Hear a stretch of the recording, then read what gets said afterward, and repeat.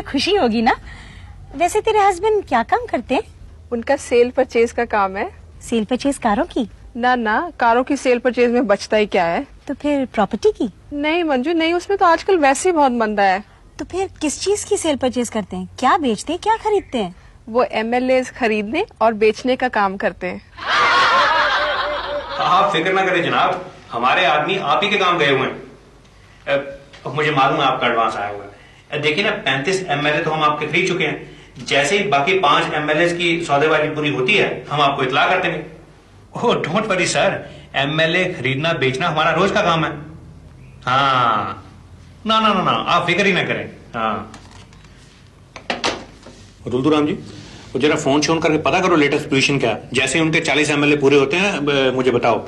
ठीक है सर, मैं पता करके बताता हूँ। हाँ जनाब, हमारे काम का क्या हुआ? भोलानाथ जी, हमारे होते हुए आपको कैसी चिंता। हम आपको ऐसे MLAs दिलवाएंगे कि आपकी सरकार कई घंटों तक कोई हिला नहीं पाएगा। सिर्फ कई घंटे? मेरा मतलब काफी देर तक चलेगी।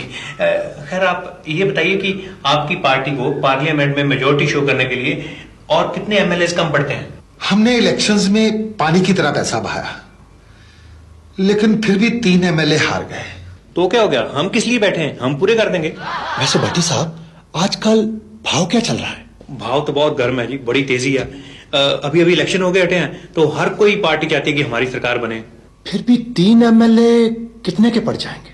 3 MLA आपको पड़ जाएंगे जी मल्टीप्लाइड बाय 3, 1.5 करोड़ प्लस हमारी कमीशन। 50-50 लाख में MLA? लेकिन भट्टी साहब, हमने तो अखबारों में पढ़ा है कि 20-20 लाख में MLA आम बिकते हैं। आम MLA तो हम आपको 10 लाख में दिलवा देते हैं, लेकिन ऐसे MLA लेके आपकी सरकार 10 मिनट से ज्यादा नहीं चल सकती। लेकिन जो MLA आप दिलवाएंगे उनकी क्या गारंटी है?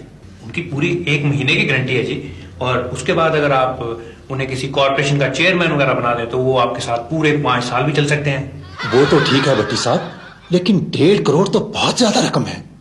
एक बार आपकी सरकार बन गई, 1.5 करोड़ तो आपके एक झटके का काम है। नाखून की मैल है, नाखून की मैल। मेरी नहीं, मतलब आपकी। सो तो है। तो फिर आप सोच क्या रहे हैं, जल्दी कीजिए ना। तो ठीक है भोलानाथ जी, फिर दीजिए पैसे।